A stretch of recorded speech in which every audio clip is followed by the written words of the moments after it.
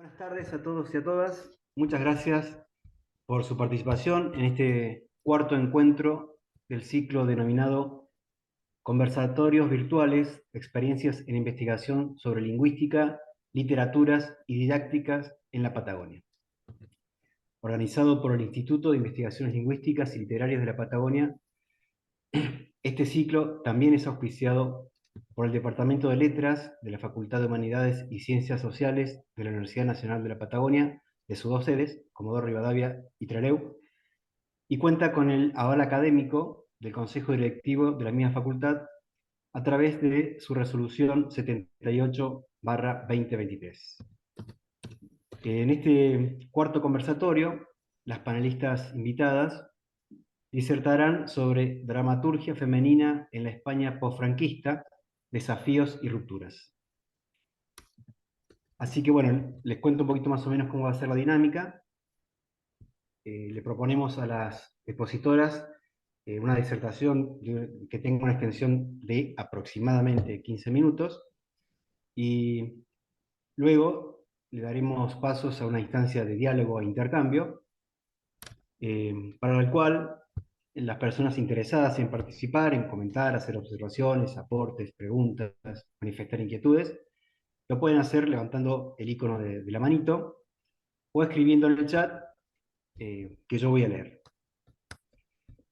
Bueno, paso entonces a presentar a las disertantes.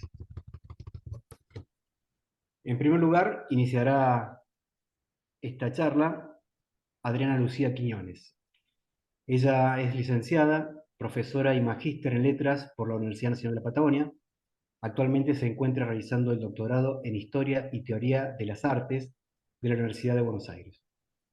Se desempeña como profesora adjunta en la Cátedra Literatura Española 2 y como docente en el nivel medio.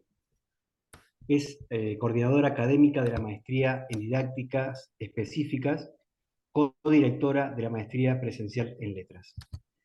Como investigadora, ha integrado la unidad ejecutora de proyectos en el área de la lingüística y la literatura. Ha participado en seminarios de extensión y publicado artículos en congresos y jornadas, así como también libros en coautoría en relación con la literatura española contemporánea, la literatura clásica, la lírica patagónica y el uso del lenguaje. Es miembro de la Asociación Argentina de Hispanistas, del Instituto Nacional de Teatro, integrante además de la Comisión Directiva de la Asociación Argentina de Teoría y Crítica Teatral. Y luego expondrá María Marta Peliza.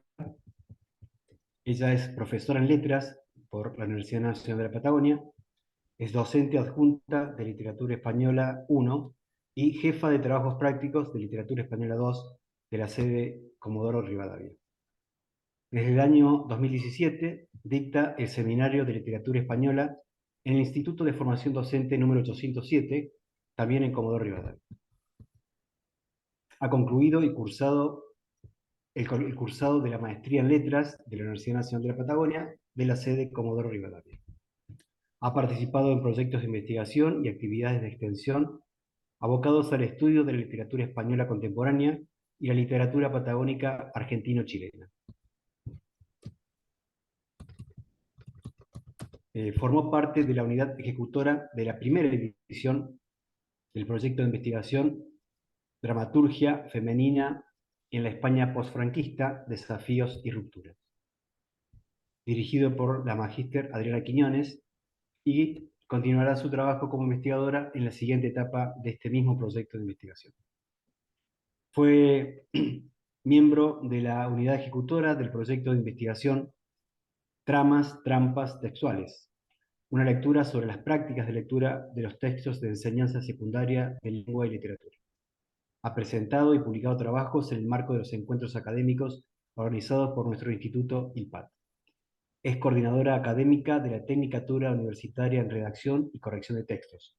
Desde 2016 es consejera del Departamento de Letras de la Universidad Nacional de la Patagonia y ha formado parte de las comisiones organizadoras de los encuentros de proyectos de investigación del ILPAT, así como también en la organización de las distintas ediciones de las jornadas sobre enseñanza de lengua y literatura en la educación secundaria de Chubut.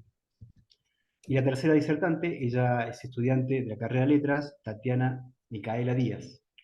Ha participado de manera muy comprometida con el proyecto de investigación Dramaturgia Femenina en la España postfranquista desde el año 2020.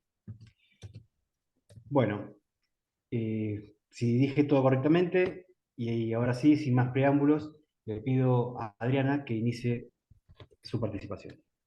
Bueno, muchas gracias, Pablo. Buenas tardes a todos, a todas. Si me permitís, voy a compartir un PowerPoint que irá acompañando mi presentación.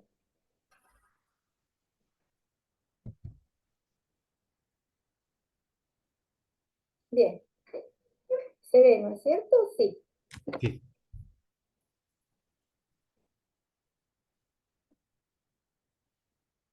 Bien, si bien hoy somos 3 integrantes del proyecto presente, el grupo se conforma por otros integrantes, ¿sí? Está formado por el profesor Sebastián Vega, quien iba a compartir con nosotros este momento, pero tuvo algunos problemas personales y bueno, no fue posible. También está constituido por la estudiante Florencia Falcón, la estudiante Micaela de Lucas, Tatiana Díaz, que nos está acompañando, al igual que la profesora María Marta Peliza, aquí presente, y también la profesora Macarena Lewe, quien al comienzo del proyecto era estudiante y durante el desarrollo se recibió y bueno, ahora es profesora.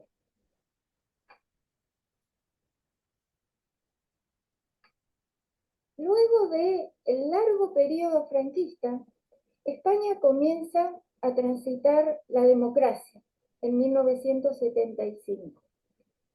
El teatro en general empieza a recomponerse de a poco y comienza a visibilizarse un teatro escrito, dirigido y llevado adelante por mujeres, ¿sí? Con mucho, pero mucho esfuerzo. En la medida que avanzan los años, la década del 80, la década del 90,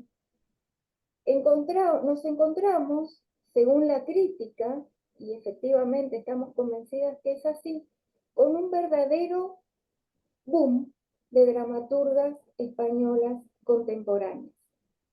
Es un grupo de escritoras que los estudiosos denominan la generación Bradomín, porque la mayoría de ellas, en la década del 90, ha ganado este importante premio en España, ¿sí? Les muestro algunas de ellas que fueron estudiadas en el presente proyecto de investigación.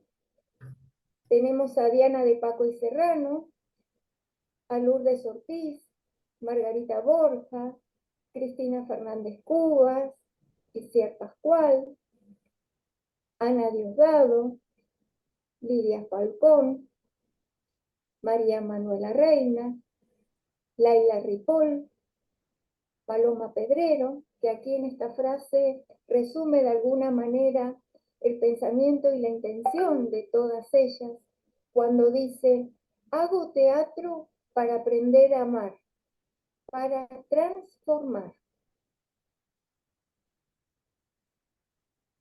Si bien el proyecto de investigación tiene objetivos específicos, el objetivo macro, el objetivo principal es analizar en obras dramáticas escritas por mujeres en la época post-franquista de qué manera se ponen en discusión los paradigmas femeninos ya establecidos y se los desarticula a partir de la proyección de mitos fundacionales, la recuperación de una memoria histórica y la lectura semiótica de las cartografías de los cuerpos.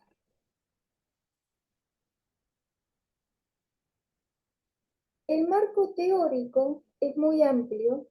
Acá simplemente voy a compartir los conceptos principales que son los que contextualizan en general el proyecto, pero también hay que aclarar que cada investigador, en el momento en que analiza o selecciona su micropoética, arma su propio marco teórico en función de su investigación.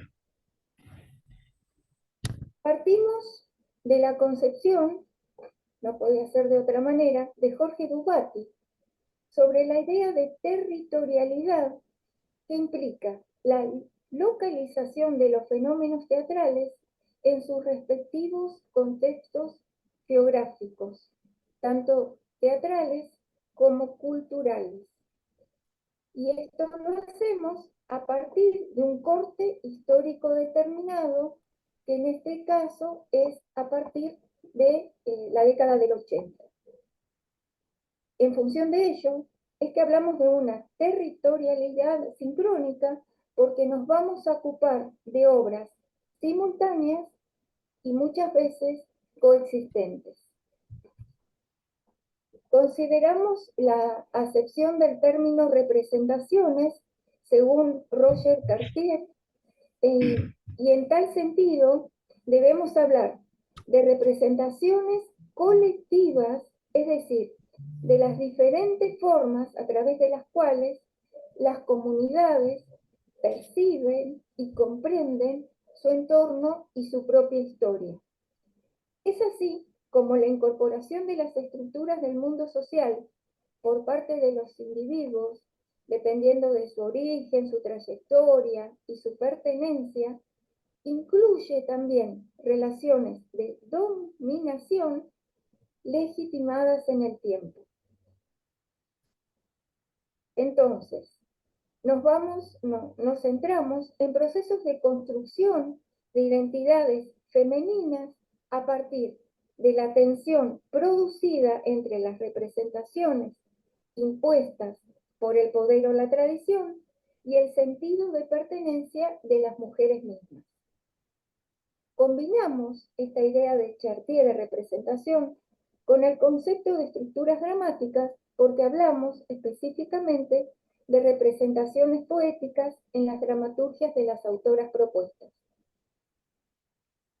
En Introducción a los estudios teatrales, Dubaty define el teatro como acontecimiento, desde una lógica genética, en tanto estaría compuesto por tres subacontecimientos: el convivio, la poiesis y la expectación. El convivio es el encuentro, es la reunión. En ese contexto de convivio hay un actor que se desprende y realiza la poiesis, protagoniza la representación. Y a la vez hay alguien que queda en esa butaca y produce la expectación. En este proyecto nosotros nos hemos centrado en la poiesis, en tanto el texto, ¿no? En tanto el texto y los elementos que este también nos puede brindar, es decir, los sonidos, las indicaciones también para la escenografía, para la iluminación, ¿m? Todo lo que tiene que ver con la puesta en escena. Y en este sentido van a tener gran importancia, gran relevancia los conceptos de micropoética y macropoética. Vamos a llamar micropoética a cada uno de los textos, y cada uno de los textos va a entrar en diálogo a la vez con otros, y es ahí donde intentamos conformar y llegar a una macropoética, a una teoría un poquito más, más abstracta. Y cuando comenzamos a analizar estas micropoéticas y entran en diálogo con otras para llegar a pensar una macropoética, nos hemos encontrado con que estas dramaturgas se enmarcan dentro de un realismo social y crítico. Entonces, de esa manera, tenemos que analizar los elementos que precisamente apoyan esta idea, y ahí, bueno, inevitablemente, y entre otros autores, trabajamos con Roland Barthes y su estética del realismo. ¿Cómo intentamos hablar de las representaciones femeninas, del tema de la identidad, del autoconocimiento? Trabajamos con las ideas de lo femenino y de las representaciones de Judith Butler y Simone de Beauvoir, y también los estudios críticos de Patricia O'Connor y de Virtudes Serrano especialmente. Esto en relación al teatro español contemporáneo particularmente, ¿no? En relación al teatro y al tema de la mujer. Y también incorporamos la teoría de Estela Santandré, y me da mucho orgullo decirlo porque ella fue profesora mía cuando cursaba en la universidad, era profesora viajera. Ella analiza la literatura femenina desde sus focalizaciones, desde sus elementos, y sus estudios también han sido muy valiosos para organizar nuestra investigación. Con todo ese corpus, que abro paréntesis y comento que costó mucho conseguir porque en Argentina los textos no se consiguen, y en internet el texto completo también es muy difícil. Con mucho esfuerzo hemos comprado en distintas librerías internacionales las obras. Nos dimos cuenta que podíamos organizarlo en 4 ejes de trabajo. El primero de los ejes tiene que ver con los mitos patriarcales y fundacionales, el segundo con los modelos culturales femeninos, el tercero con la memoria y el olvido, y el cuarto con las cartografías del cuerpo. Y así nos dividimos la tarea. Voy a hacer referencia a cada uno de ellos con algunos ejemplos.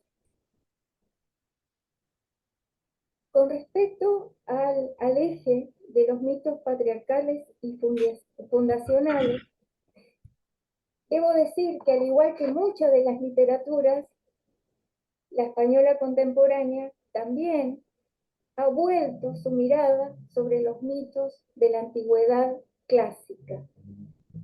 Y en nuestro caso particular, las dramaturgas españolas del posfranquismo toman los dramas mitológicos, sobre todo para deconstruir los modelos patriarcales y para construir nuevos modelos de identidad y de conceptualización de vida y de identidad femenina.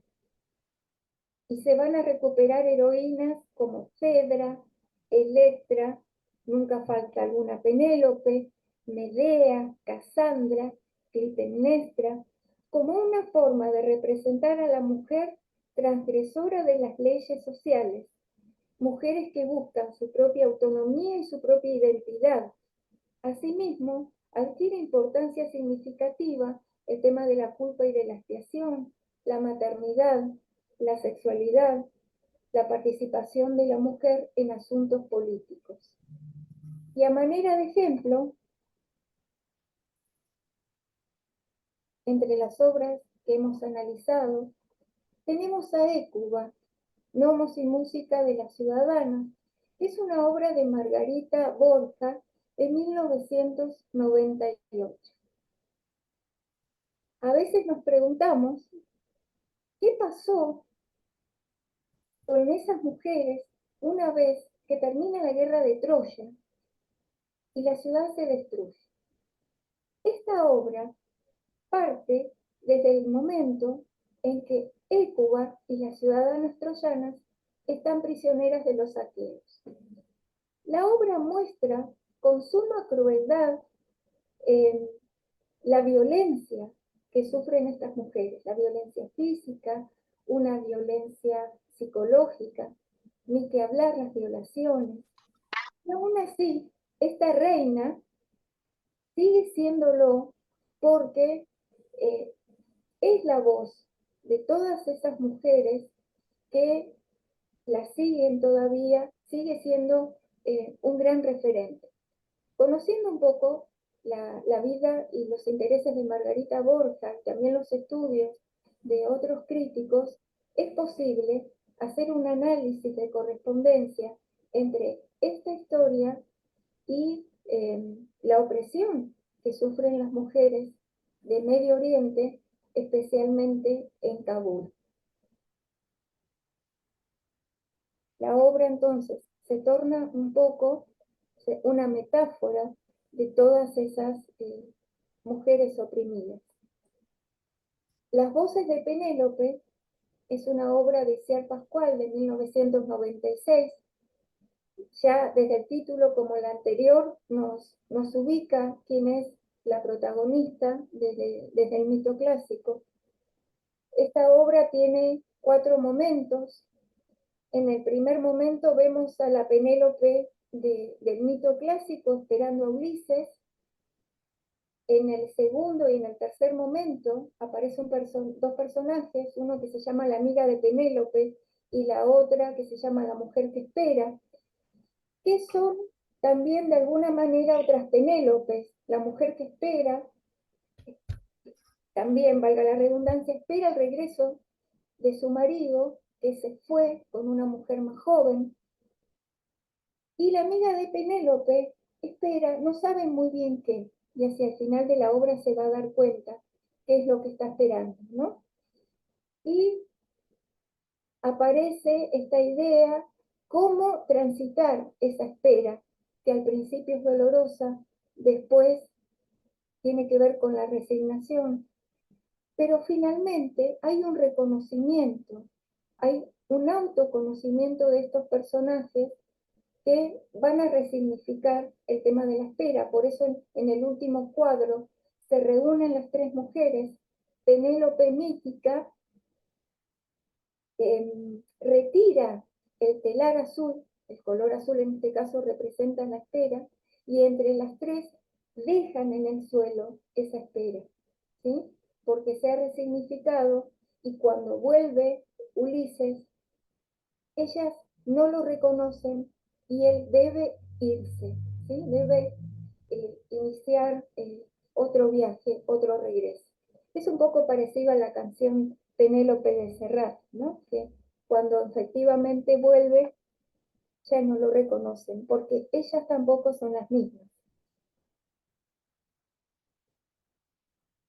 Con respecto al eje de modelos culturales femeninos, acá podemos decir que las dramaturgas colocan en escena personajes femeninos según modelos arquetípicos de madre, esposa, hija, amantes, quienes se revelarán de distintas maneras ante las imposiciones del sistema patriarcal que se encuentra vulnerado, y son precisamente las mujeres quienes van a dejar esto en evidencia. Patricia O'Connor, en diversos estudios sobre el teatro español contemporáneo, observa cómo estas dramaturgas del post-franquismo desconstruyen estos arquetipos y profundamente arraigados en la sociedad española, pero al mismo tiempo también van a aplicar temas universales como la incomunicación, el hambre, la soledad, el egoísmo, la frustración, el amor también como fuerza destructora, la infidelidad, que va a ser diferente si es masculina o femenina. Y es así como aparecen en escena mujeres que consiguen con talento y esfuerzo éxito social en un mundo dominado por valores masculinos. Un mundo diseñado desde el principio de los tiempos, muchas veces con los patrones de la fuerza física, es decir, la violencia y la lucha por el territorio. Y acá, como ejemplo, una obra con la que han trabajado las estudiantes, que es No moleste, calle y pague, señora, de 1984, la autora es Lidia Falcón, sumamente comprometida Lidia Falcón con la causa feminista, ¿sí? Acá nos vamos a encontrar en el primer acto con una mujer que llega a la comisaría con un brazo en el cabestrillo, un ojo morado, y el policía no le toma la denuncia, no la escucha, porque está interesado más en oír el partido de fútbol que están transmitiendo por la radio, le recomienda que vuelva a su casa, que algo habrá hecho para que la situación se torne violenta, que prepare una rica comidita para el marido y que todo va a pasar.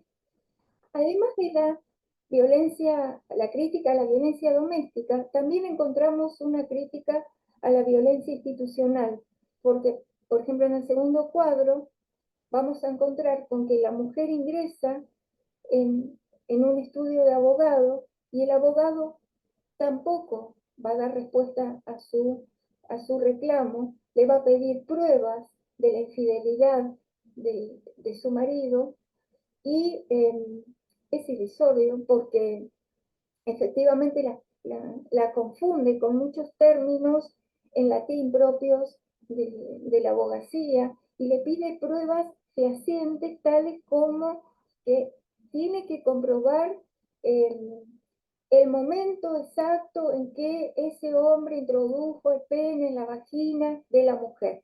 Si no, no hay forma de iniciar el juicio y pedir el divorcio. Y en el último cuadro aparece el psicólogo, que en realidad no está muy interesado en escuchar lo que las mujeres le pueden plantear, sino en mirar la hora y cobrar esa sesión. Y también en esta última escena, en, en el ingreso del consultorio de ese psicólogo, se van a cruzar las mujeres del primer cuadro que entraba a la comisaría, la mujer del segundo cuadro que estaba en el bufete del abogado y la amante que finalmente también va a ser abandonada, ¿sí? Y otra de las obras que tiene que ver con este eje es Cenicienta de Lourdes Ortiz, que acá me faltó completar el año, que es el 86. Es una obra que comienza donde termina el clásico cuento de hadas. Acá nos vamos a encontrar con Cenicienta, que ya es reina y está postrada en su cama. El rey, que antes era ese príncipe azul, ya no la soporta.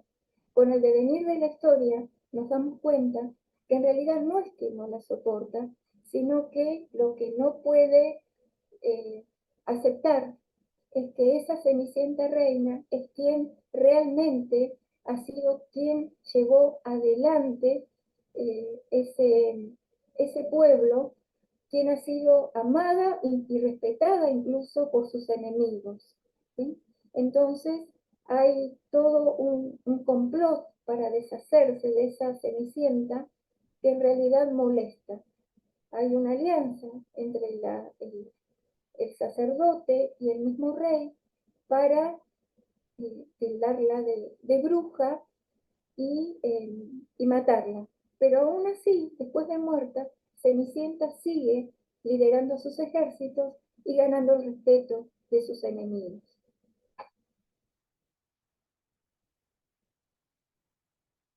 El eje que tiene que ver con la memoria y el olvido,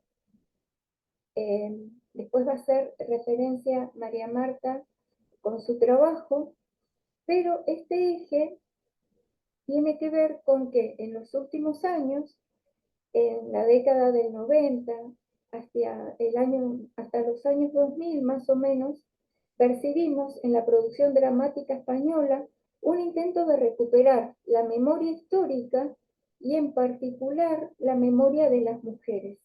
Entonces, en este sentido, es frecuente que las creadoras elijan el pasado histórico para expresar problemas actuales, de manera que los personajes y las situaciones se constituyen, por ejemplo, en símbolos de la discriminación, las injusticias y el poder.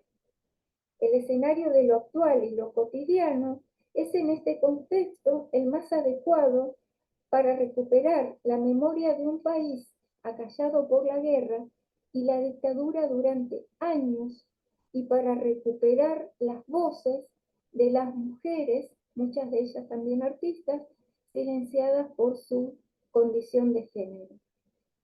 Entonces la memoria consiste en actualizar a través de la representación la España de la posguerra, sumida en la represión y el hambre, las responsabilidades de distintos colectivos en los hechos ocurridos, la necesidad de cumplir el deber moral de identificar y enterrar ritualmente a los muertos, y la confianza en el poder regenerador de las jóvenes generaciones.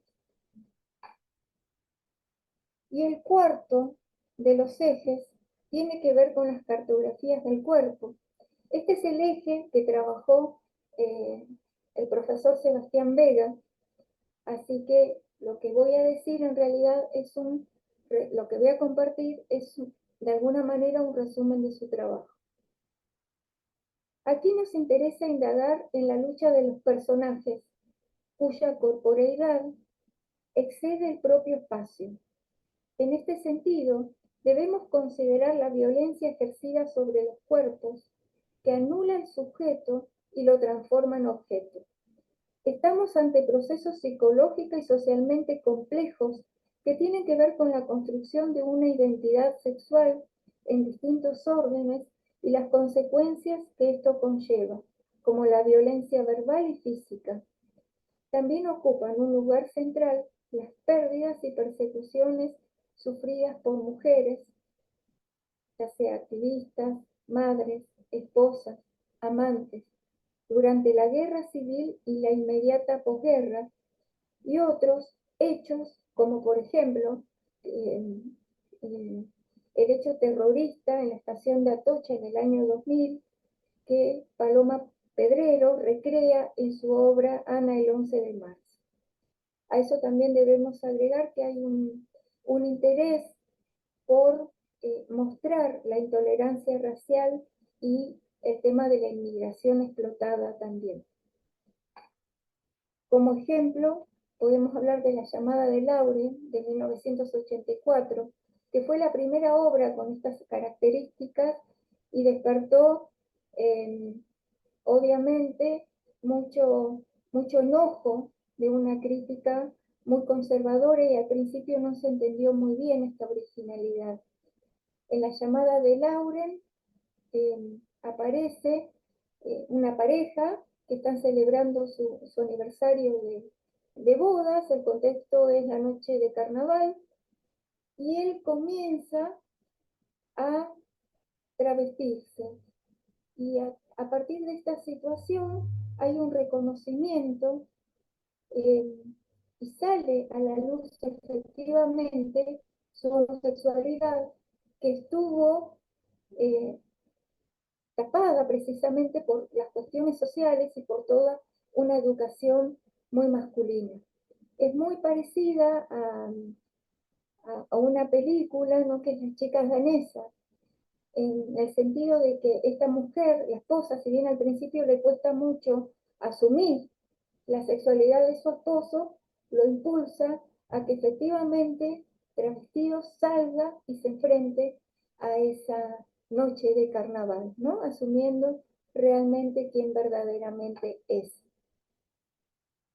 Y otro de los ejemplos, también de Paloma Pedrero, es Cachorros de Negro Mirar.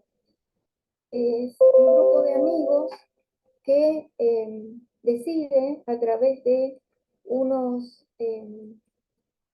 avisos del periódico, antes había avisos clasificados, contratar a una prostituta, y incluso les interesa más Bárbara, porque asumen que es una travesti. Entonces hay todo un desarrollo de la obra a partir de la violencia verbal y física que van a ejercer con Bárbara. Y este juego de intentar subirle la falda todo el tiempo para ver si Bárbara es hombre o mujer. En realidad no se sabe, en realidad no importa. Acá lo importante es esa violencia que Paloma Pedrero deja al descubierto en esta obra y con esta temática. Entre las conclusiones que presentamos en nuestro informe final se encuentran estas, entre otras, ¿no? Que tienen que ver con que, por ejemplo, Virtudes Serrano y Juan Mayorga también hablan de un teatro de urgencia en estas dramaturgas, que tiene que ver con ir en contra de la guerra, el terrorismo, la xenofobia, la violencia en el hogar. Son temas que, sin ser privativos en una dramaturgia de mujeres, van a ser cultivados por ello. La elección de personajes femeninos en lucha por encontrar su lugar en una sociedad que aún la relega en algunos aspectos, propiciará un teatro con temática realmente y tramas dramáticas inhabituales, ¿sí? La incorporación masiva de la mujer al ámbito de la creación, y en este caso, bueno, del teatro, va a traer una temática muy novedosa también, y distintas focalizaciones y, y recursos particulares, ¿no? Estela Santandré observa que se pueden reconocer tópicos de ficcionalización en los textos literarios que nosotros podemos trasladar a estos textos dramáticos. Entre ellos encontramos una focalización en los personajes femeninos. La escritura se experimenta como un camino de autoconocimiento y autoafirmación. Hay también un autoconocimiento que tiene que ver con lo erótico, en oposición a lo tradicionalmente ocultado. Es una escritura con el cuerpo, eróticamente transgresiva, que deja al descubierto tabúes sociales. Hay una legitimación de la homosexualidad, a lo que nosotros también hemos agregado las distintas relaciones, cómo se van deconstruyendo, por ejemplo, la relación entre madre e hija. Hay alusión a la fugacidad y variabilidad del sentimiento amoroso a través de exposición de experiencias negativas, relaciones amorosas fallidas. Cae la idea de matrimonio ideal y de para toda la vida. Hay una reinterpretación de las figuras históricas y de las figuras míticas. Hay un rechazo de las estructuras sociales existentes, sobre todo aquella que tiene que ver con la iglesia, el matrimonio, la organización del Estado, las instituciones educativas también, y una gran recuperación por el tema de la sororidad, el tema de la amistad entre mujeres. Y esto se ve reflejado no solo entre los personajes de los dramas, sino entre las dramaturgas mismas, que para darse a conocer conforman colectivos como por ejemplo el de María Guerrera, eh, para poder publicar y dar a conocer también sus obras. Incluso tienen editoriales propias, ¿sí? También debemos decir que, si bien es muy claro este realismo social y crítico, el discurso es fragmentado, incluso a veces parece hasta improvisado. Hay una alteración del orden, una predilección por las acotaciones muy sencillas, dejando al director libertad de elección para su puesta en escena. No hay un personaje central, sino que el protagonismo está repartido entre todos los personajes.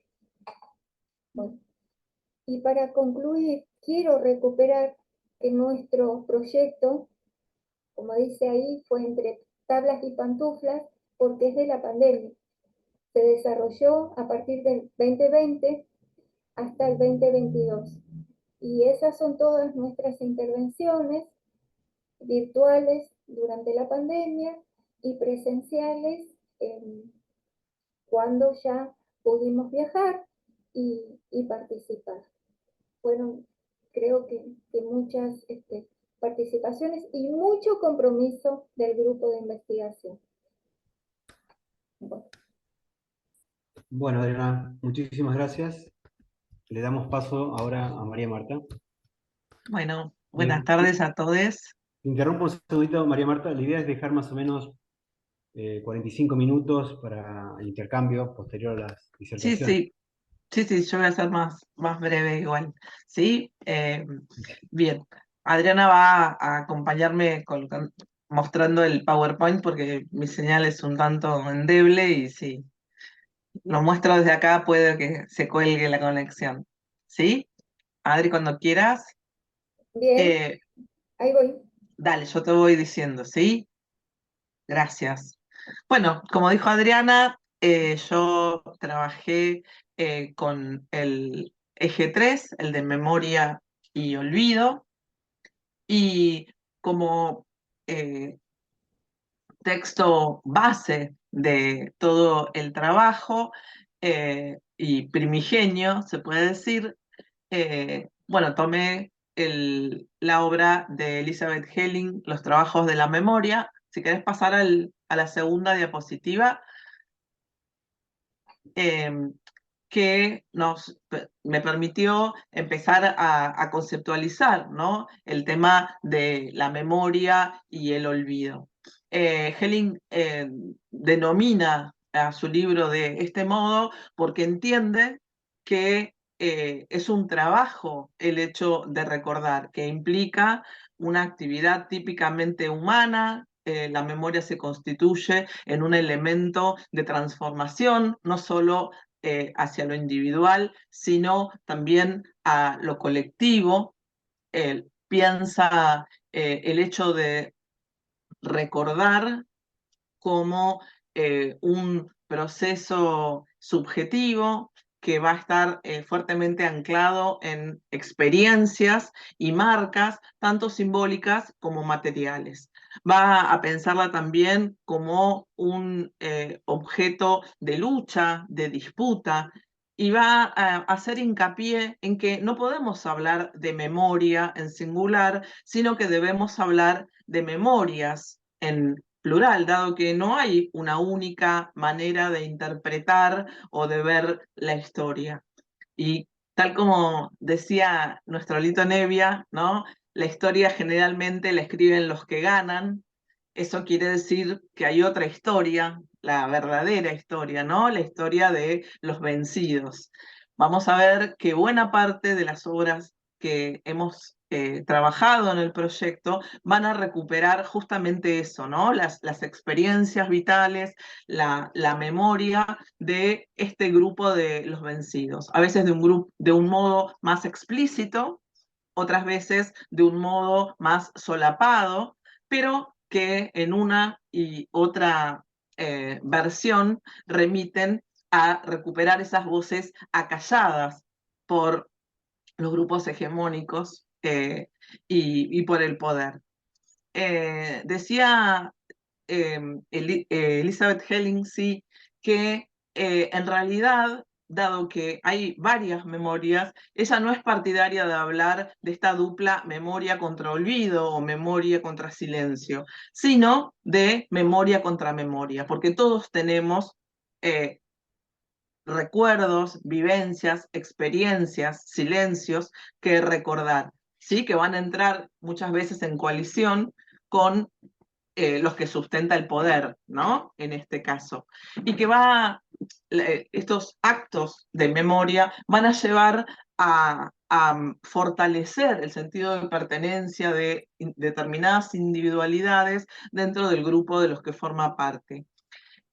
Algo que me pareció muy interesante que plantea Caes, retomando aportes de Freud, es que él va a decir que mientras que las catástrofes naturales eh, abren solidaridades en lo que es el cuerpo social, las catástrofes sociales hacen exactamente lo contrario, segregan, dividen, y esto se pone de manifiesto, por ejemplo, en todo lo que va a ser a cuestiones históricas, ¿no?, como las que voy a nombrar en un ratito. La memoria es, dice Helling también, el espacio en que esa experiencia vital se hace presente, ¿no? Y que generalmente no retoma solo la propia individualidad, lo vivido por ese individuo en particular, sino que también se enriquece y se nutre de las experiencias de otros que hacen que esa memoria pueda condensarse o expandirse de acuerdo a determinados momentos históricos, porque esa memoria también puede historizarse, no es siempre igual, ¿sí? Hay determinadas coyunturas históricas que van a hacer que esa memoria fluctúe, ¿sí? Se empequeñezca o al contrario, crezca teniendo en cuenta, bueno, el contexto socio-histórico en el que esa memoria emerge. Me apuro un ratito, pasamos a la siguiente. Bien, voy a mencionar acá muy brevemente cuáles son las categorías de análisis que yo tomé, ¿sí? Para el abordaje de los trabajos que yo hice con las dos obras con las que hasta ahora fui haciendo mi aporte al grupo.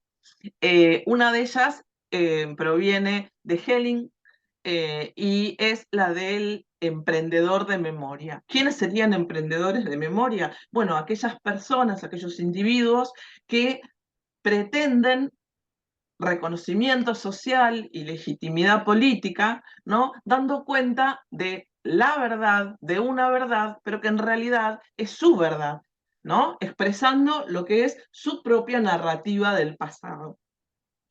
Bueno, ahí fin de cita, me olvidé que estaba citando, perdonen.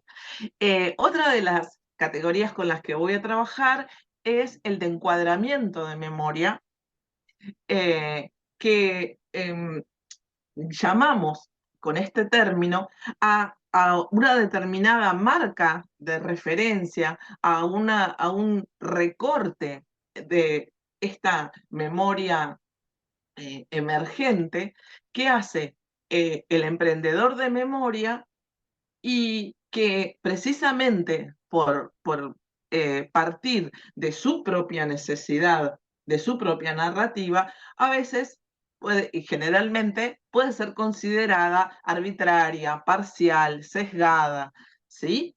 Este es un tema, un concepto, perdón, que acuñó Henry Russo y que retoma Pollack en otra de la bibliografía que hemos ido sumando al proyecto a partir de Helling, que fue eh, nuestro aporte primigenio, ¿no? Como decía al principio.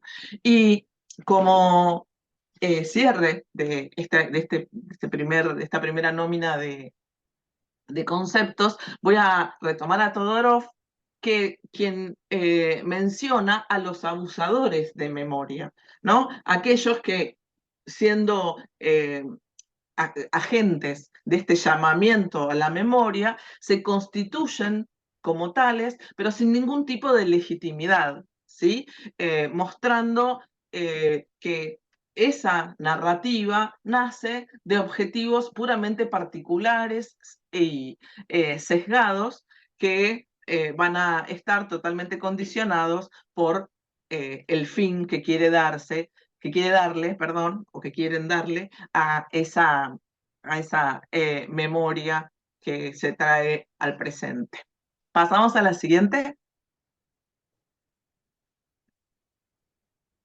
Bien, hago aquí también un brevísimo resumen para contextualizar las obras con las que yo trabajé de el recorrido, ¿no?, histórico que tenemos que hacer al hablar de posfranquismo. Sabemos que en 1975, como señalaba Adriana, muere Franco. A partir de allí, en noviembre, a partir de diciembre, comienza la etapa de la transición, que se va a prolongar hasta 1982. En el año 77, un hito de esa etapa de transición para el eje que yo desarrollo es la ley de amnistía. Esa ley de amnistía proclamaba el perdón para todos, ¿no? Dejaba totalmente tapado por un manto que se pretendía de olvido, ¿no? A todos los que habían sido los delitos políticos, los delitos de persecución y muerte. También aparece allí la denegación de auxilio, porque muchas veces hay personas que han estado años y años en la cárcel en la cárcel por las condiciones de vida se enfermaban, pero por su no negativa a deshacerse de los ideales republicanos, se les negaba ayuda, ¿no? Entonces, a eso alude esta negación de auxilio. Bueno, esta ley de amnistía pone un manto de perdón a todos los miembros de las fuerzas falangistas que habían cometido estos terribles hechos desde el inicio de la guerra civil hasta 1976. Pensemos que la guerra civil se inicia en el 36, la dictadura termina en el 76, estamos hablando de 40 años de dictadura, ¿sí?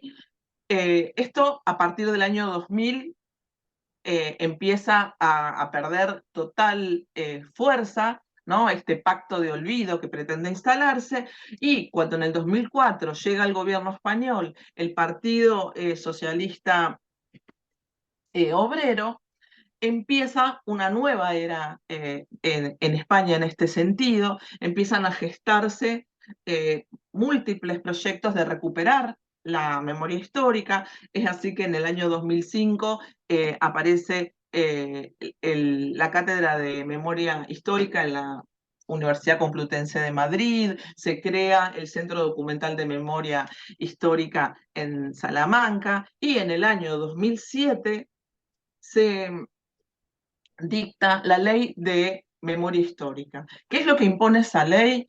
Bueno, dejar de venerar a la dictadura franquista, prohibir que en las calles se sigan mostrando símbolos del franquismo, dar indemnización a las familias que habían tenido muertos republicanos, a quienes se los empieza a ver como defensores de la democracia,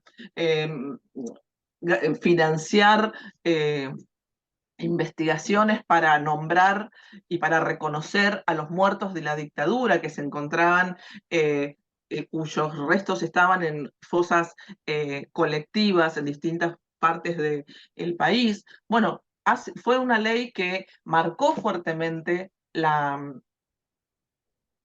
historia española, aun cuando al día de hoy no se ha logrado tener juicios, como por ejemplo sí pudimos tener nosotros en Argentina, ¿no? Que es algo tan valioso, el hecho de que muchos genocidas han muerto en prisión y otros todavía permanecen allí. Y eso es algo que para la justicia y española todavía no es viable. Pasamos a la siguiente. Bueno, ahora sí, hecho este breve contexto,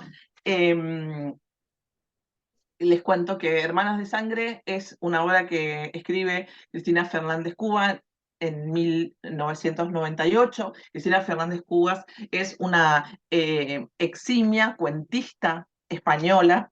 Este año recibió el Premio Nacional de las Letras Españolas y ha escrito solo una obra de teatro, esta, que llamativamente no ha sido presentada como tal, sino que, por ejemplo, sí es una película, pero no fue representada en los teatros españoles. No es una obra que tiene un argumento ligado pura y exclusivamente a hechos históricos, sino que un grupo de amigas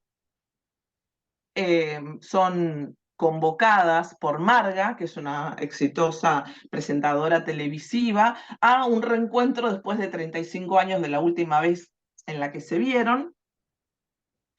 con una intrigante notita que dice casi todas han confirmado, las invita a un apartado en un restaurante que emula el internado donde estas amigas pasaron su infancia, y cuando están allí reunidas, Marga asume el rol de emprendedora de memoria en términos de Helling, y empieza a pretender que el grupo completo recuerde el último hecho que las tuvo como protagonistas, en el que tras la fiesta de fin de curso, ese grupo de amigas atacaron salvajemente a Clara Ingalls, una de los miembros del grupo de las tarántulas, como se llamaba al grupo de las niñas.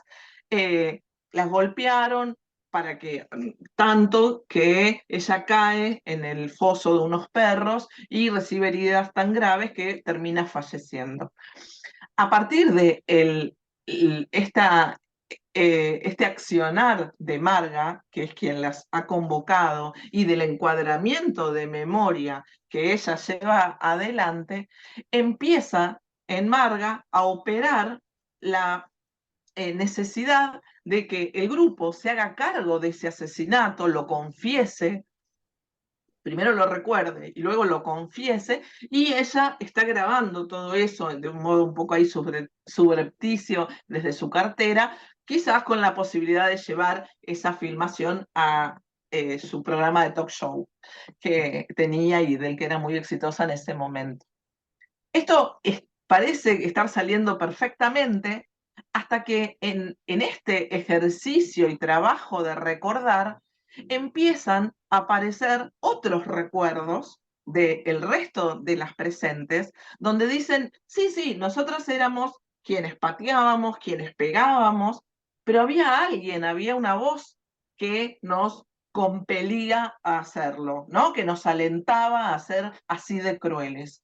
Y en ese ejercicio de memoria que se realiza, se dan cuenta que justamente la que no está filmada, la que está afuera, pero que es la promotora y la líder de ese hecho de violencia, es Marga, ¿no? Por eso vemos, o yo veo en el análisis que realizo, que es mucho más extenso y ahora estoy acotando muchísimo, no solo, es decir, alguien que primero se constituye en una emprendedora de memoria, pero pasa luego a convertirse en una abusadora de memoria, ¿no? En esto de condicionar esos recuerdos en función del objetivo que se ha planteado.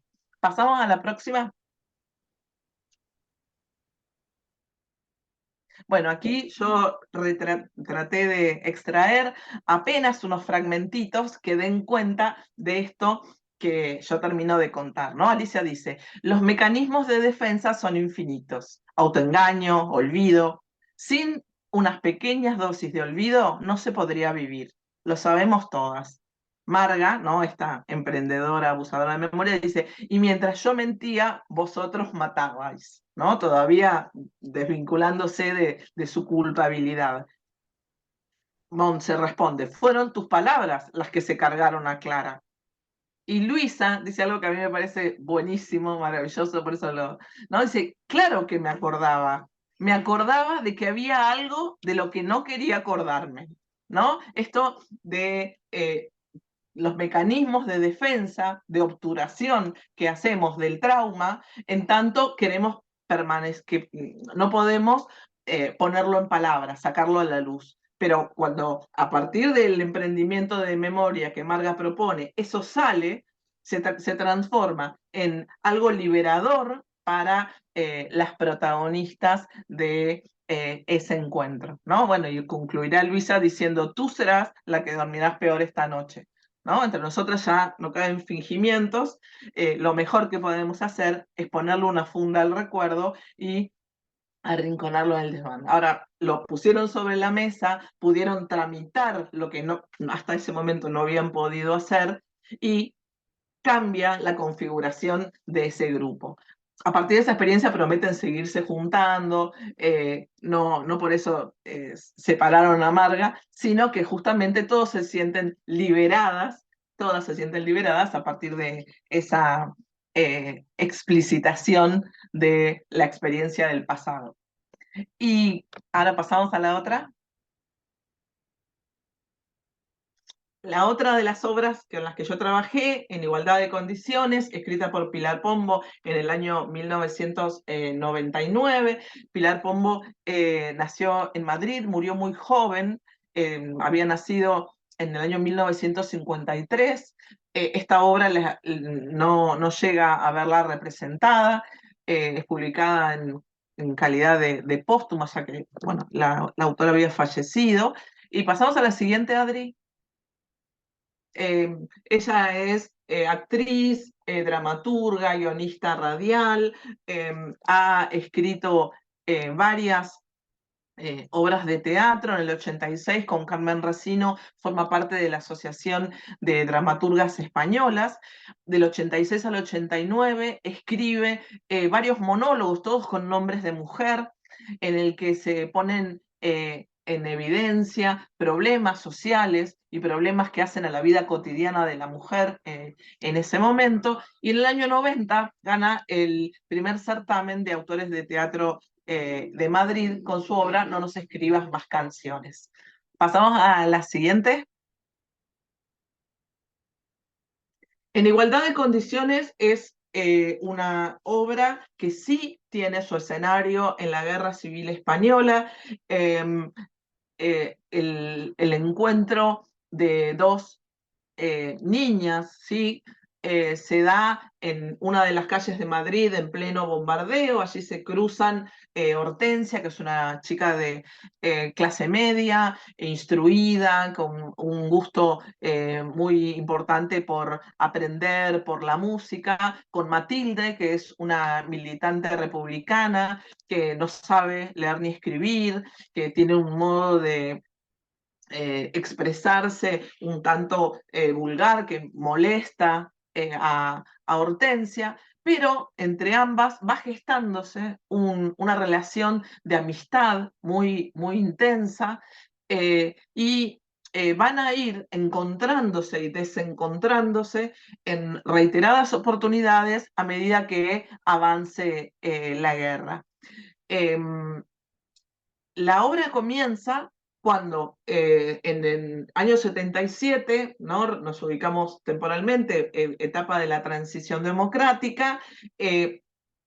Matilde tiene su primer meeting, su primer reunión con los republicanos en la vuelta a la democracia, y sale a recorrer el mismo barrio donde había conocido a Hortensia. Lo desconoce en muchos aspectos, entra a un bar que llamativamente se llama Carape, que era y ella se entera cuando ya está dentro, que era un insulto que Matilde utilizaba muy a menudo en su juventud, y se reencuentran porque la dueña de ese bar es Hortensia.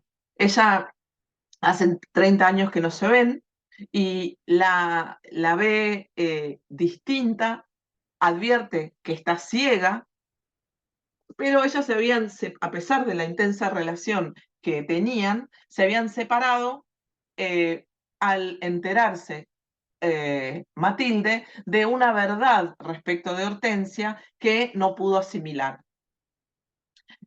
Hortensia es una chica, como les decía, de clase media, que ha ayudado al bando republicano, pero que no era militante, que tanto ella como su padre, en varios fragmentos de la obra, hablan de la sin razón de la guerra, ¿no? Es como que ven que no prospera este ideario republicano, y bueno, esto choca muchas veces con el adoctrinamiento que recibe Matilde en tanto militante, ¿no? Por eso yo allí escribo que hay un enfrentamiento entre las dos Españas, no la republicana y la franquista, sino, en este caso, por las posiciones ideológicas que asumen cada una de ellas, la republicana y esta que ya no ve en la guerra la posibilidad de salvar y mejorar nada.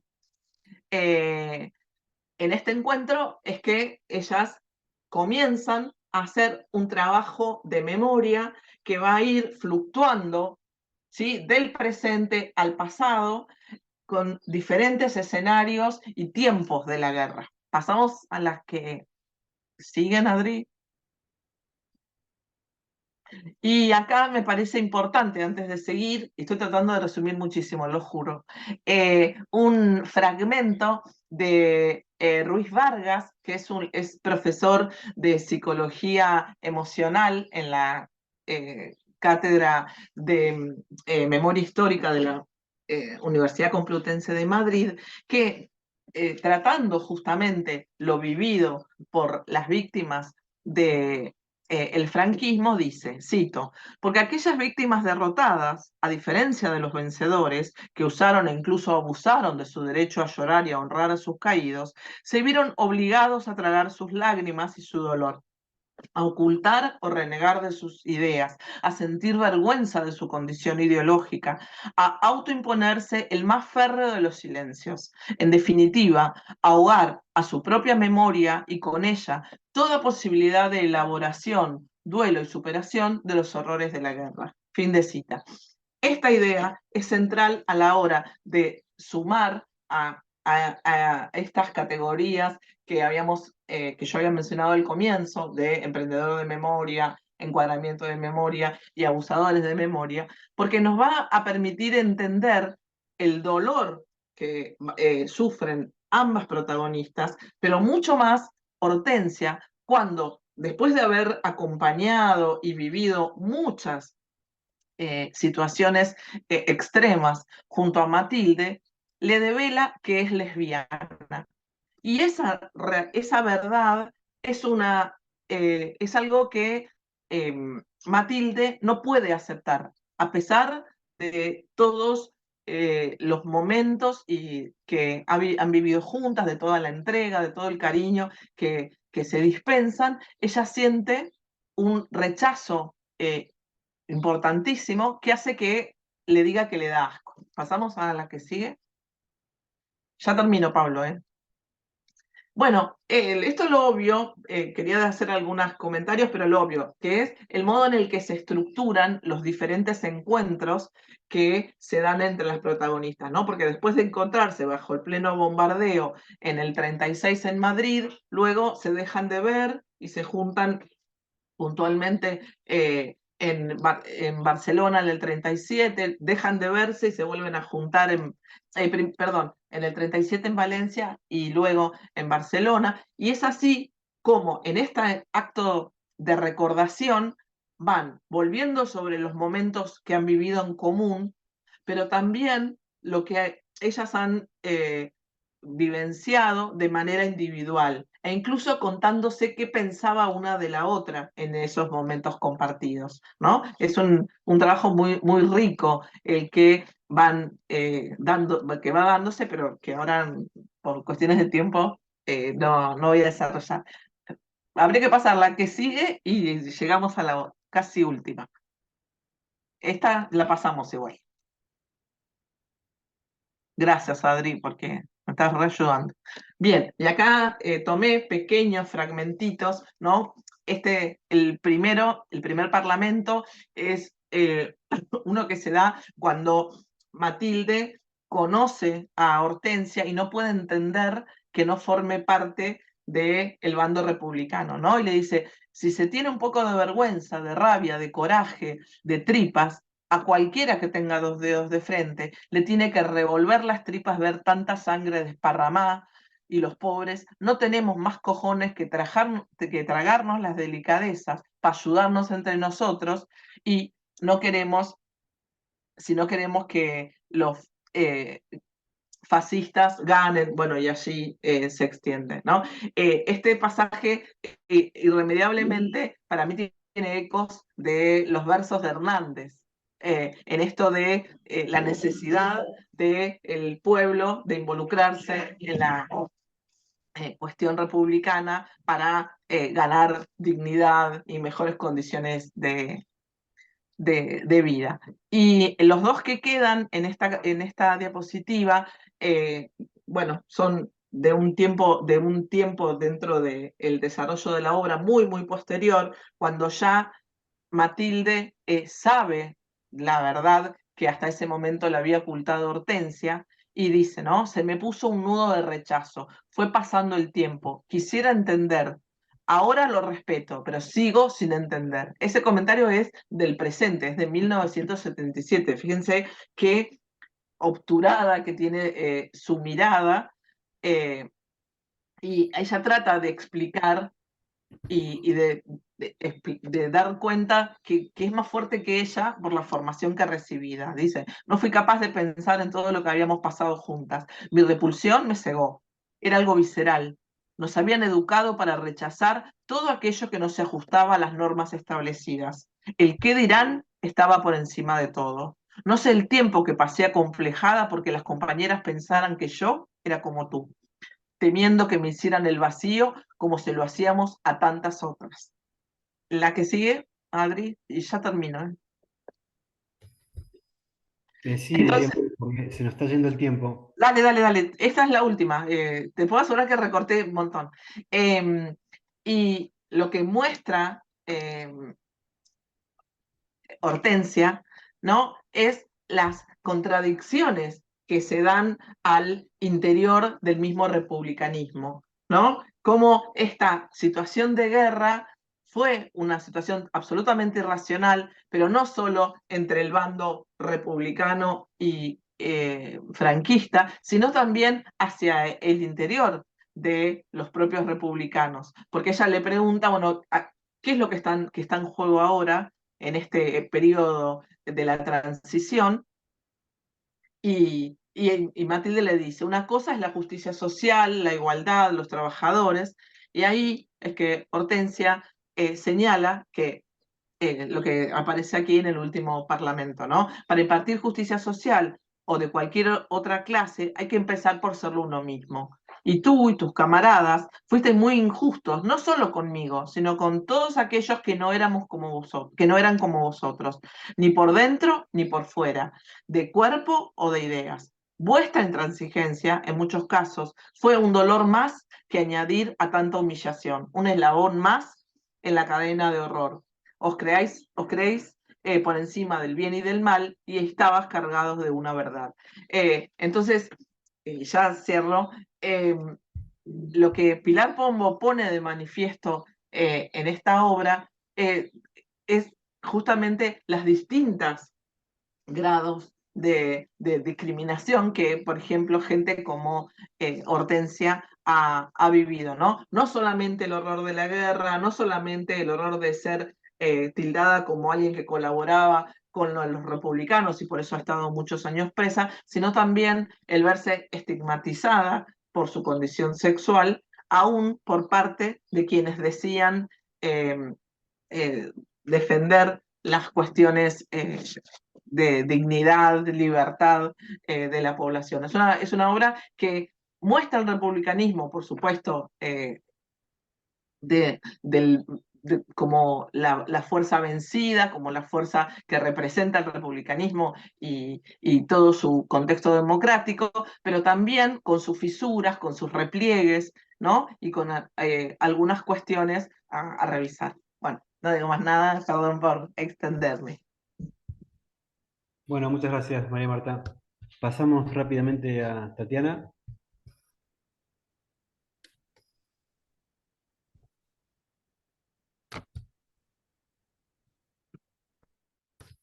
Hola, ¿qué tal? Eh, bueno, yo iba a comentar un poco de lo que fue el trabajo que hicimos nosotras como un grupo de estudiantes. Estuvimos conformados también por Florencia Falcón, Micaela de Lucas y Macarena Lewe. En los años anteriores estuvimos reuniéndonos de manera virtual con la profe Adriana Quiñones. Estuvimos compartiendo algunos materiales de teatro hicimos lecturas compartidas y investigamos sobre dramaturgia española femenina. En el año 2021 estuvimos participando con el proyecto en las jornadas de investigación de la Facultad de Humanidades, en donde hicimos una experiencia de teatro leído de la obra No moleste, calle, pague señora, de Lidia Falcón, como mencionó la profe anteriormente. Y durante el desarrollo de este trabajo de investigación nos ocupamos principalmente de redactar las fichas biobibliográficas de las dramaturgas que conformaban el corpus del proyecto. Pusimos especial atención en su compromiso con el teatro, en las dificultades que atravesaron como dramaturgas y el modo en que lo superaron. Es así que nos encontramos con diversas formas en las que estas mujeres militan en grupos feministas como Lidia Falcón y también defienden su lugar desde la academia como Itziar Pascual o Lourdes Ortiz. Otras defienden sus ideales desde los distintos medios y ateneos, y es también interesante cómo se reúnen en colectivos para difundir y publicar sus obras. Nos encontramos también con la preocupación por recuperar y reivindicar el lugar de la mujer artista y de la mujer entre toda la condición social que se traslada en sus obras dramáticas. Para ejemplificar esto voy a compartir lo que dice Paula, una de las protagonistas de Camino de Plata, de Ana Diosdado, que dice: cuando yo era pequeña no había televisión, a pesar de ello estábamos muy unidos. Yo no tenía padre, yo tenía padre, madre y dos hermanos mayores. Mi padre era mi padre, era el padre de mis hermanas y el marido de mi madre. Resultaba reconfortante. Las niñas teníamos un dormitorio con literas, mis padres tenían un dormitorio con cama de matrimonio. Y había una cocina, un baño, un comedor y un cuarto de estar. Se cenaba a las 10 y los jueves comíamos pollo. La noche en que los americanos pisaron la luna, ya teníamos televisión. Mi madre preparó bocadillos y café para que los demás nos quedáramos viendo la retransmisión. Ella no, ella se fue a dormir. Dijo que no se lo creía, que aquello era un montaje trucado. Mi padre dijo que aquel era un día histórico para la humanidad, y el jueves siguiente comimos paella. Yo me había casado poco antes, me había casado con un ingeniero que trabajaba en la hidroeléctrica, y creía tener todo lo importante: calefacción eléctrica, cocina eléctrica, plancha eléctrica y, por supuesto, luz eléctrica. Me casé el 9 de noviembre de 1965, mientras se extinguía inexplicablemente la electricidad en un área de 80.000 kilómetros cuadrados que englobaban la ciudad de Nueva York, sumiendo en la oscuridad y en el pánico a 30 millones de personas. Pero yo no me enteraba de esas cosas, no me parecían importantes, no me parecía que tuvieran que ver conmigo.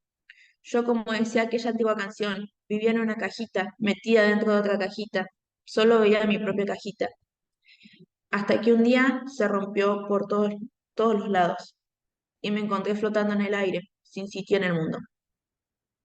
Ahí termina el diálogo.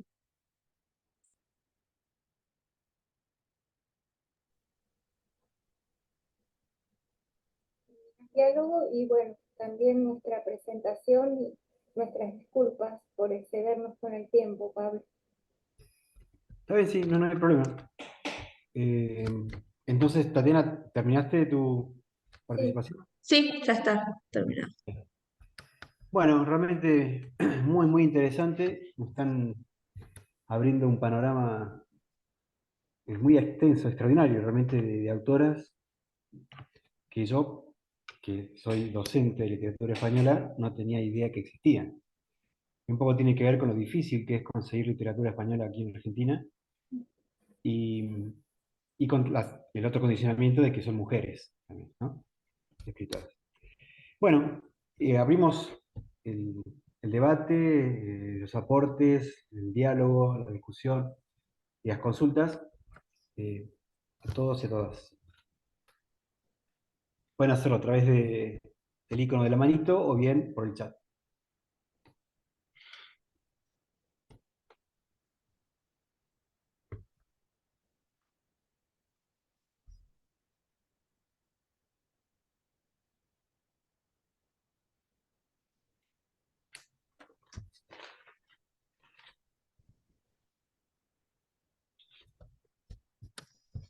Luis Osvaldo Herrera. Sí, buenas tardes. Espero se escuche bien. Estaba pensando que este trabajo es bastante interesante, ¿no? Sobre todo el enfoque con respecto a la memoria. Interesante e importante en este momento en el que Sí, se están poniendo en duda, ¿no? Ciertos consensos básicos, ¿no? De los que estamos todos, creo, de acuerdo. Pero sobre todo estaba pensando que esto podría devenirnos en un trabajo áulico, mm, conociendo el currículum secundario Sí, y en un trabajo que puede ser también multidisciplinario, ¿no? Entendiendo el contexto sociohistórico, si lo pensamos con respecto a un trabajo con historia. En ese sí, sentido me pareció interesante e importante que estos temas estén de nuevo en carta. sí, sí, sí, ah, perdón. Sí, Luis, me alegro verte porque me parece que fuiste mi alumno en el secundario, ¿no? Sí, Ah, bueno, me alegro mucho encontrarte acá. Eh, sí, es realmente, y lo intento y lo que estoy trabajando en el colegio es no moleste, calle y pague, señora. Así que de a poquito, por lo menos en mi caso, trato de compartir, ¿no? Estas nuevas propuestas en el colegio. Y con respecto a este trabajo multidisciplinario o interdisciplinario, teniendo en cuenta esta necesidad también, en el próximo proyecto incorporamos, que también la conoces porque fue profe tuya, a Ana Infeld, que es especialista en historia, para que también acompañe todo nuestro estudio. Sí, a María Marta, ahí te. no, yo comparto con Luis que es muy importante retomar esta temática porque muchas veces creemos que determinadas cuestiones ya han sido saldadas, que no hay necesidad de volver sobre ellas y bueno, la realidad nos está diciendo que eso no es así, ¿no? Que permanentemente tenemos que eh, bregar porque los ciclos dictatoriales sean entendidos como tales y los genocidas pensados en esos términos. Entonces es muy importante. Bueno, este trabajo nosotros lo expusimos con Adriana en la cursada en Literatura Española 2 y precisamente con la idea de que quienes cursan luego, bueno, puedan hacer esta tarea de agentes multiplicadores, ¿no? De llevar lo que trabajamos en las aulas y que consideran pertinente a, a a lo que se hace en el trabajo cotidiano en las escuelas secundarias. Así que bueno, me alegro mucho que te haya parecido interesante.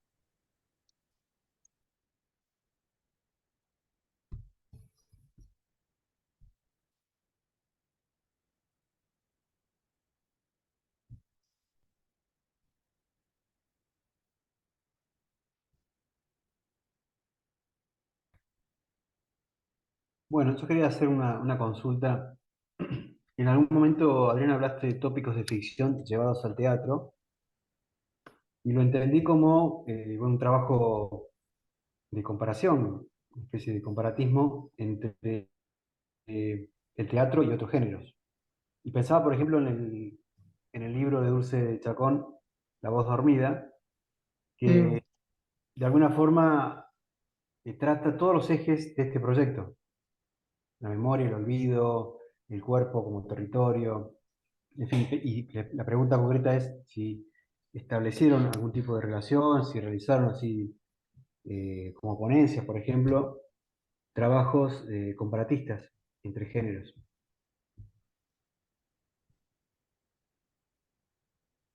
Está silenciada, Adriana.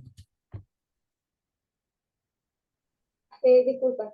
En el proyecto no, porque la verdad que nos abocamos más que nada a la comparación entre las micropoéticas. Pero, por ejemplo, en la cátedra, este año salió precisamente esta comparación con La voz dormida. Así que pudimos trabajar un poquito en relación a esto. ¿Sí? En la cátedra sí, lo abordamos de esa manera. Muy bien. Pero bueno, en el proyecto puede ser un tema a considerar. Sí, Sí, sí, sí. Sí, porque además el texto de Dulce Chacón tiene mucho de teatral, me parece. La sí, construcción de los personajes, la importancia que se le da a la escena concretamente a los componentes de la escena donde transcurre la acción. sí, de acuerdo. Mm. Ornella Sí, levanta la mano. ah, Sí. Hola, buenas tardes. Muy interesante hola. todas las exposiciones. Una de las preguntas que me surgía cuando Adriana comentaba la dificultad de poder conseguir los textos de las autoras, me preguntaba si eso tendrá que ver con una decisión editorial vinculada al género, no me refiero a teatral, sino a una perspectiva machista, o el hecho de que sean mujeres hace que tengan menos tiradas, independientemente de lo económico, ¿no? Si se puede hacer un análisis respecto a las publicaciones, ¿no?, de estas autoras, que no sucede con otros autores españoles cuyos textos son de mucho más fácil acceso, a pesar de ser textos más viejos. Y también, bueno, además de felicitarlas por las exposiciones, consultarles cómo podría ser yo estoy en la Universidad del Comahue y quería saber cómo podría ser para poder acceder a la investigación que están haciendo, porque es muy interesante. Muchas gracias. Muchas gracias, Ornella. Mira, en relación a la dificultad para conseguir las obras, no lo sé, pero personalmente pienso que no tiene que ver con el género, porque en narrativa tenemos acceso, por ejemplo, a toda la obra de otras novelistas y cuentistas. No sé si tiene que ver con el género. Lo mismo sucedió hace algunos años con la narrativa de Almudena Grandes, por ejemplo, que era muy difícil conseguirla, y ahora, bueno, en todas las librerías creo que podemos acceder a gran parte de su obra, ¿no? Así que eso realmente lo desconozco, si tiene que ver con el género. Yo creo que también tiene que ver con que es algo actualísimo, ¿no? Porque estamos estudiando incluso muchas obras de la hora misma. Y con respecto a tu interés en el proyecto, te invitamos a participar en él, por un lado, y si te interesan las obras, yo tengo muchas obras digitalizadas, no tengo inconveniente, vos me pasas tu correo y te las envío digitalizadas, no hay ningún problema. No, Está, igual me refería a su trabajo, al trabajo de ustedes. te podés incorporar. Ah, bueno, está bien. Yo creo en relación a esto que señala Ornella, que también es una realidad que a las mujeres en general les cuesta mucho más que a los hombres llegar a la posibilidad de publicación, y cuando lo hacen, quizás las tiradas a las que acceden son acotadas. Entonces eso hace que aun cuando una obra llega a ser impresa en papel, la posibilidad de acceso es siempre menor a la que puede llegar a tener un dramaturgo, ¿no? Esta es una realidad que, bueno, yo he participado en investigaciones que lleva adelante la profe, bueno, Adriana igual, con la profe Susana Medrano, y trabajábamos lírica y teníamos a veces la misma dificultad, ¿no? La posibilidad de poder conseguir los poemarios, algo que no pasaba o que no pasaba en esa medida cuando el poeta era un varón, ¿no? De hecho, también llegamos a saber que no en los proyectos que tomaban el último tiempo, ¿no? Una mayor contemporaneidad, pero sí en los anteriores muchas mujeres escribían con un seudónimo masculino porque así se aseguraban ¿no?, este prejuicio, ¿no?, que muchas veces frenaba la posibilidad de acceder a una publicación. Entonces, para mí algo de eso está un poco más allá de, bueno, la distancia, los costos, el saber, ¿no? Que estas nuevas obras están gestándose o han sido gestadas ya.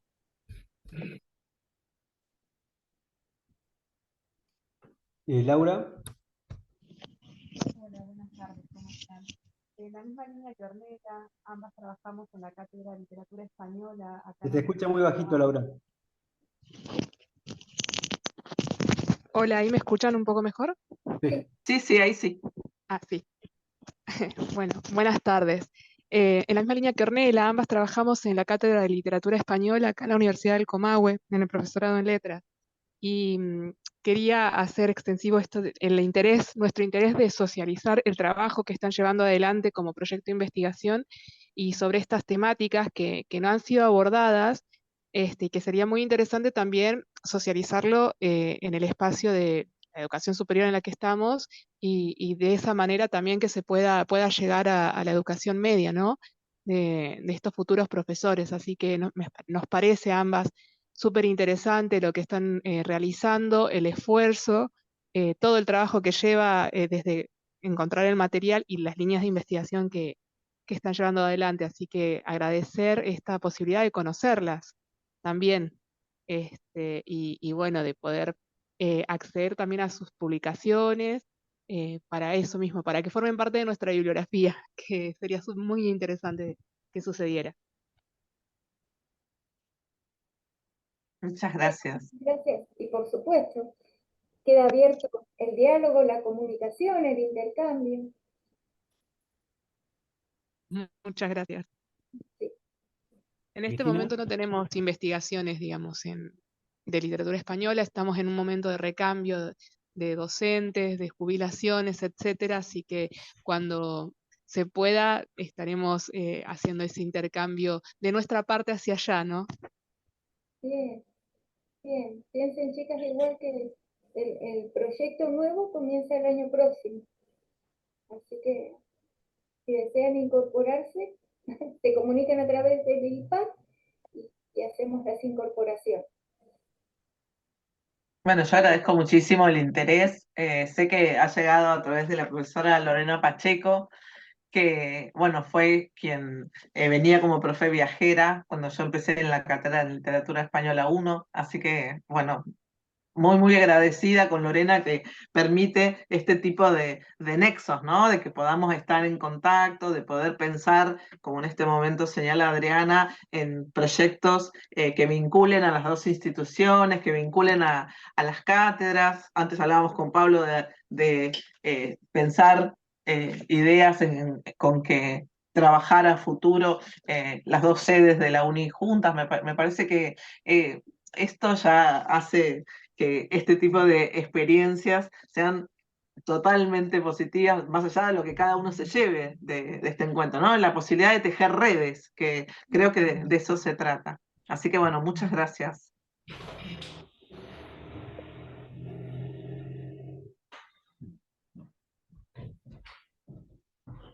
Cristina. Bueno, yo quería también agradecerles. Yo estoy con Pablo en la Cátedra de Literatura Española 2, en la sede de Trelew, y la verdad es que muy bueno el trabajo, y también retomando lo que mencionaba Pablo, esto de que nosotros, con respecto a la literatura comparada, ¿no? A comparar las obras, yo pensaba en la obra En Igualdad de Condiciones, también con la obra de Chacón, y esto, ¿no? Del tiempo, ¿no? De esto de ir y venir en el tiempo. No sé, se me ocurrió como para un trabajo también. Y con respecto al tema también un aporte con respecto al tema de conseguir obras. Yo hace poco hice un seminario en la Universidad de Tucumán virtual con respecto a las sin sombrero, de la generación del 27, y me costó muchísimo conseguir también. Yo trabajé Memorias de Leticia Valle, de Rosa Chacel, para un trabajo final, y fue bastante complicado conseguir esa obra. Mi compañera, que también está en la cátedra, desde una biblioteca, digamos, entre nosotros por ahí nos consultamos y vamos y pedimos, digamos, las obras, y desde una biblioteca, no recuerdo ahora bien el nombre, pero me consiguió esa obra. Mirá, ¿sabés que hace poco nosotros participamos en la Cátedra de Literatura Española 2 en un conversatorio que realizó la cátedra de la profe Lorena Pacheco del Comahue con alguien, perdón que no recuerdo el nombre, que hizo toda su tesis trabajando justamente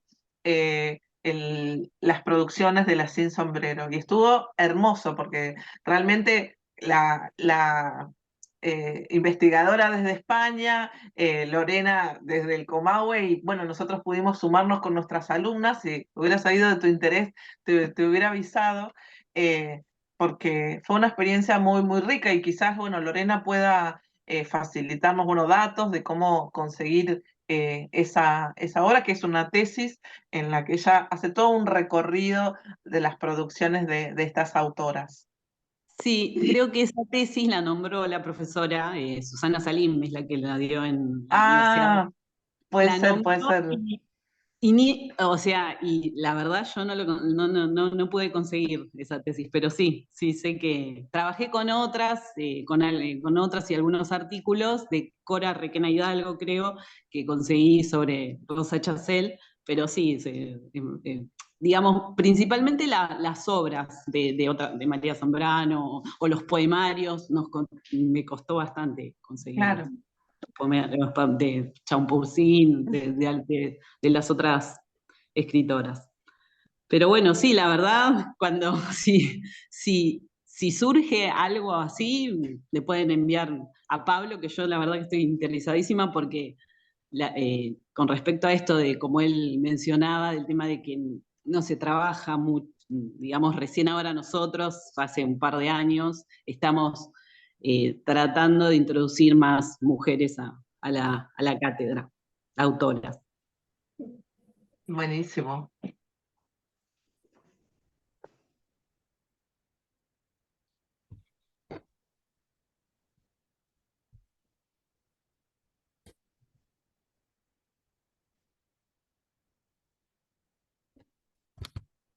Bueno, hay un diálogo aquí en el chat, haciendo referencia a Lorena Pacheco, que aparentemente es la docente que convocó a los estudiantes que están presentes. Y lo que había escrito de Carmen Estirado sobre las mujeres del 98. Esa es la obra que recopila, que es la tesis, el trabajo de tesis de esta autora con la que compartimos la actividad, que fue convocada por Lorena. Así que buenísimo. Gracias, chicas, por el dato. Yo no lo recordaba, lo tengo anotado en mi agenda, pero no lo recordaba sinceramente.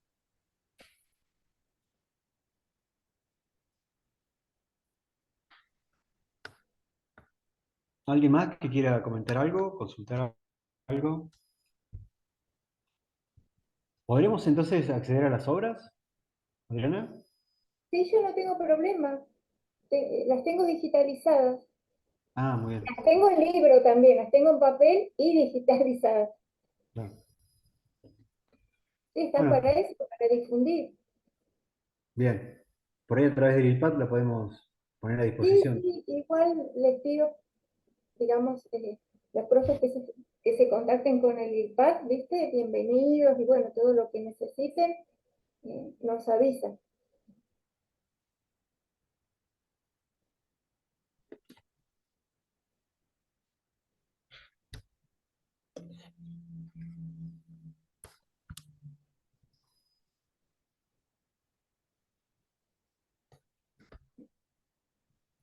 ¿Algo más que quieran comentar, consultar?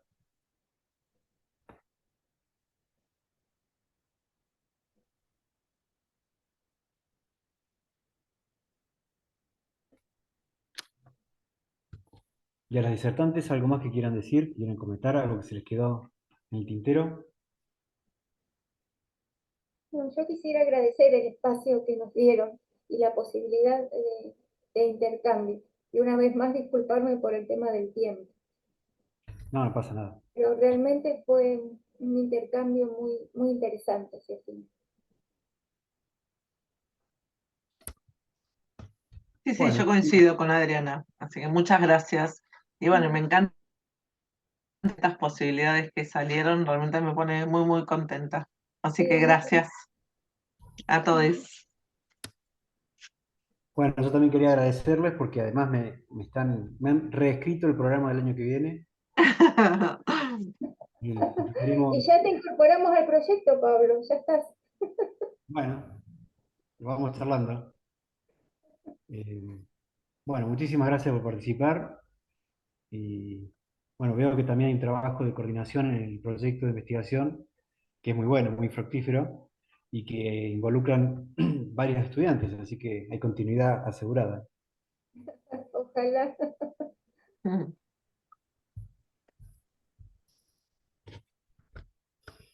Bueno, Paula, Estela, ¿quieren comentar algo? O ya vamos cerrando.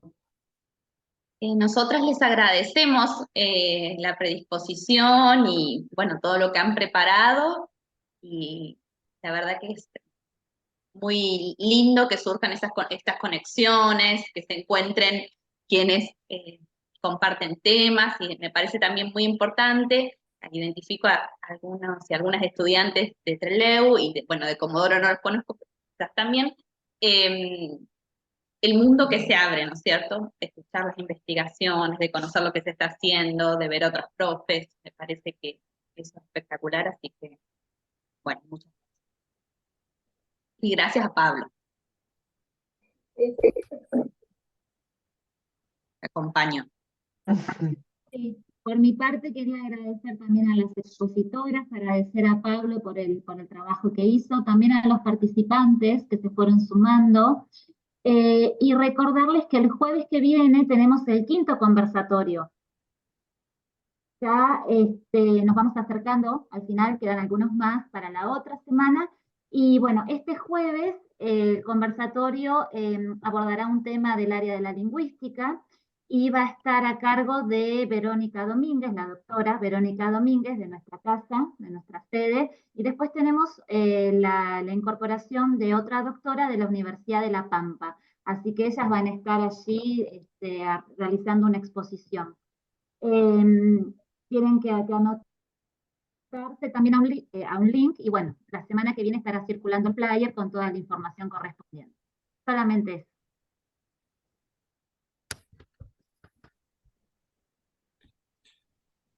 Bueno, si les parece, ya vamos cerrando y nos encontramos en breve.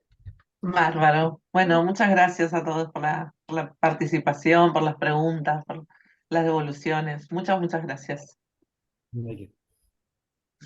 Bueno, hasta luego. Hasta luego. Nos vemos.